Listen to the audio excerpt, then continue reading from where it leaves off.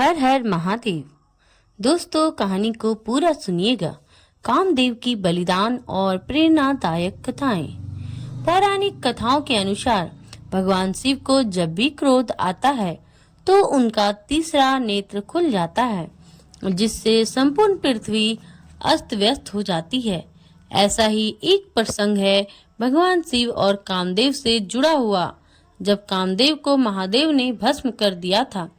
कथा के अनुसार जब दक्ष प्रजापति ने भगवान शिव और अपने पुत्री सती को छोड़कर सारे देवी देवताओं को अपने यज्ञ में आमंत्रित किया, तो देवी सती अपने पति महादेव का यह तिरस्कार सहन नहीं कर पाती है और यज्ञ वेदी में कूदकर आत्मदाह भस्म कर लेती हैं। जब यह बात भगवान शिव को पता चलती है तो वह अपने तांडव से पूरी सृष्टि में हाहाकार मचा देते हैं। इससे व्याकुल सारे देवता भगवान शिव को समझाने कैलाश पहुंचते हैं।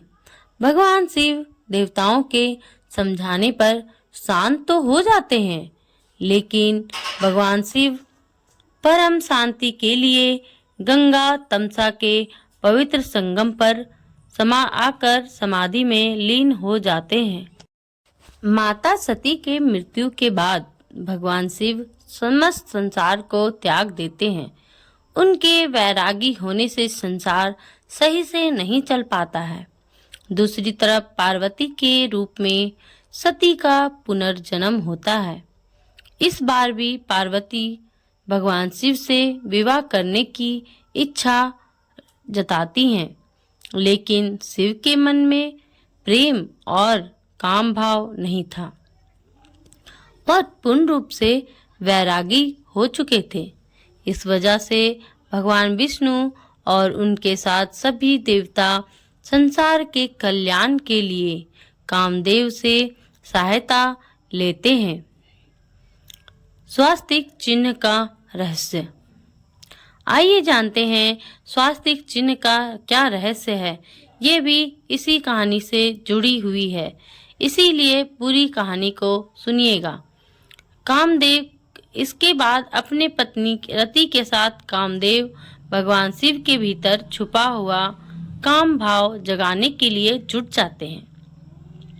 कामदेव अपने अनेक प्रयत्नों के द्वारा महादेव को ध्यान से जगाने का प्रयास करते हैं, जिसमें अप्सराओं आदि के नृत्य शामिल होते हैं, पर महादेव भोलेनाथ के आगे यह सब प्रयास विफल हो जाते हैं। अंत में कामदेव स्वयं भोलेनाथ को जगाने के लिए खुद को आम के पेड़ के पीछे छिपाकर शिव जी पर उस पुष्पबाण चलाते हैं।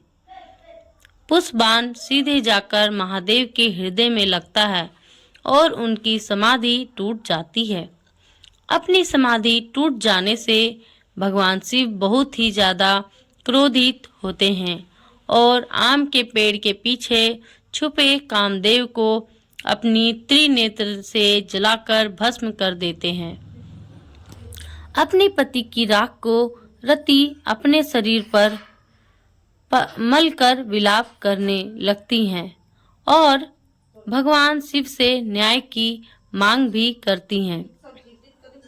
जब भगवान शिव को यह ज्ञात हुआ कि संसार के कल्याण के लिए देवताओं के द्वारा बनाई गई यह योजना थी, तो शिव जी ने रति को वचन देते हैं कि उनका पति यदुकुल में भगवान श्री कृष्ण के पुत्र के रूप में जन्म लेगा। अब देखिए कहानी कहाँ से कहाँ विधि का विधान होता है। बाद में कामदेव ने कृष्ण के पुत्र के प्रद्युम्न के रूप में पैदा होते हैं और देवी रति से पुनः उनका मिलन भी हो जाता है। कामदेव ने भगवान शिव को अपने कंबाना के साथ मारा, जिसका उन पर गहरा प्रभाव पड़ा। भगवान शिव पार्वती की भयानक सुंदरता से प्रभावित थे और उनका दिल उनके लिए जुनून से भर गया। लेकिन साथ ही वह अपने व्यवहार में अचानक बदलाव से हैरान था। उन्होंने महसूस किया कि यह कामदेव का अभिनय था। भगवान शिव ने उसे चारों ओर देखा। उन्होंने कामदेव को अपने हाथों में धनुष और बाण लेकर अपनी बाईं ओर खड़े हुए देखा। अब वह पूरी तरह से आश्वस्त हो गया कि यह वास्तव में कामदेव का कार्य है। कामदेव घबरा गया। उसने भगवान को याद करना शुरू कर दिया, लेकिन इससे पहले कि देवता उसके बचाव में आ पाते, भगवान शिव की तीसरी आंख खुल गई और कामदेव को राख हो गई। ऐसे विनाशकारी क्रोध में भगवान शिव को देखकर पार्वती घबरा गई। वह अपने साथियों के साथ उसके घर गई। रति, कामदेव की पत्नी, सावधान रोती रही। देवताओं ने आकर उसे यह कहकर संतावना दी कि भगवान शिव की कृपा से उसका पति एक बार फिर जीवित हो जाएगा। उसके बाद देवता भगवान शिव के पास गए और उनकी पूजा की। उन्होंने उससे कहा कि यह कामदेव का दोष नहीं है, क्योंकि उन्होंने देवताओं की आकांक्षाओं के अनुरूप काम किया था। उन्होंने उसे नरकासुर की मृत्यु का रहस्य भी बताया। देवताओं ने तब उनसे कामदेव को एक बार फिर जीवित करने का अनुरोध किया। भगवान शिव ने देवताओं को बताया कि कामदेव द्वापर युग में कृष्ण और रुक्मिणी के पुत्र के रूप में जन्म लेंगे। शंबर के नाम से एक दानव उसे समुद्र में फेंक देता था। वह उस राक्षस को मार देगा और रति से शादी करेगा, जो भी समुद्र के पास एक शहर में रह रहा होगा। लेकिन देवता संतुष्ट नहीं हुए।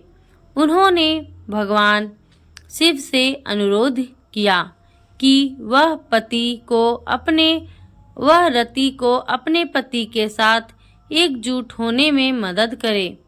भगवान शिव ने तब यह उन्हें बताया कि कामदेव उनका गाना बन जाएंगे, लेकिन उन्होंने इस तथ्य को किसी के सामने प्रकट करने की चेतावनी भी दी।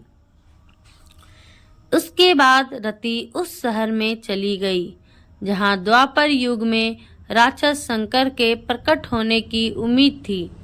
देवता भी स्वर्ग लौट गए।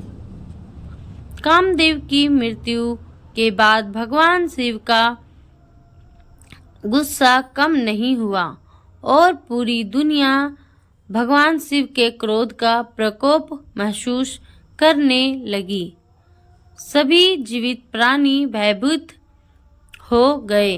वे भगवान ब्रह्मा के पास गए और उनसे प्रार्थना की ताकि उन्हें शिव के प्रकोप से बचाया जा सके। भगवान ब्रह्मा भगवान शिव के पास गए और उन्हें अपना अनुरोध सुनाया। भगवान शिव अपना क्रोध त्यागने को तैयार हो गए। भगवान ब्रह्मा ने तब शिव के क्रोध को समुद्र तक पहुंच गया और समुद्र में चले गए। उसने अंतिम विनाश तक समुद्र को अपने पास रखने का अनुरोध किया। समुद्र के इसके लिए राजी हो गया। इस तरह भगवान शिव का प्रकोप समुद्र में समा गया और सभी जीवित प्राणियों ने राहत की सांस ली। हर हर महादेव। दोस्तों, तो आपको ये जानकारी, ये कहानी कैसी लगी, कमेंट में ज़रूर बताएं। और प्लीज़ अगर आप हमारी कहानी को सुनते हैं तो लाइक और सब्सक्राइब करना ना भूलें। धन्यवाद। मिलते हैं अगले वीडियो में। हर हर महादेव।